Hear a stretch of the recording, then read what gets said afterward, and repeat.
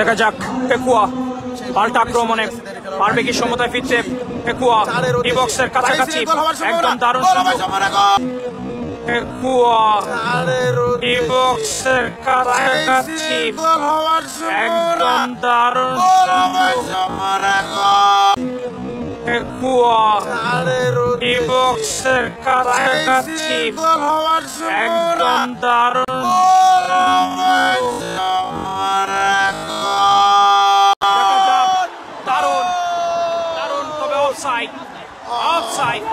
এই পাশে সহকারী রেফারি অফসাইডের সংকেত দিয়ে দিয়েছেন আগে থেকে।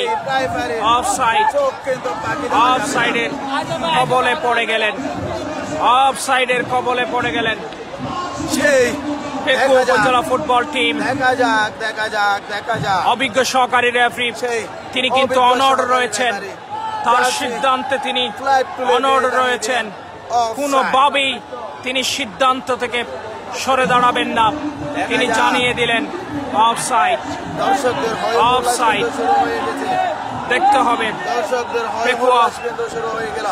পেকুয়া উপজেলা ফুটবল টিম খেলোয়াড় বক্সের দিকে এগিয়ে আসছেন, তারা খেলবেন কি খেলবেন না সিদ্ধান্ত নেবেন হয়তো। একের পর এক আক্রমণ চলতেছে দুই দলের মধ্যে, সমতায় ফেরার জন্য কিন্তু মরিয়া সেই পেকুয়া উপজেলা ফুটবল একাদশ। দেখা যাক, নিজেদের মধ্যে একটু ভুল বুঝাবুঝি হচ্ছে, অবশ্যই সেটা মানিয়ে নিতে হবে, কিন্তু এটা মাথায় রাখতে হবে আপনাদের অবশ্যই।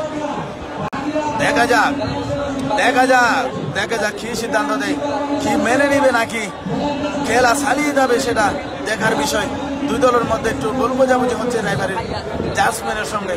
দেখা যাক, তারা যেন আমাদের সঙ্গে যুক্ত হতে পারে না, তারা যেন যুক্ত হতে পারে। আমাদের লাইভটি শেয়ার করে দিবেন, শেয়ার করলে অবশ্যই আপনাদের বন্ধু বান্ধবরা আমাদের সঙ্গে যুক্ত হতে পারবে, এরকম হাই ভোল্টেজ ম্যাচ খেলা দেখতে পারবে, অবশ্যই অবশ্যই খেলা দেখতে পারবে। সেটা খেলা কিন্তু চমৎকার ভাবে চলতেছে, একের পর এক আক্রমণ দুই দলের মধ্যকার খেলায়। দেখা যাক দেখা যাক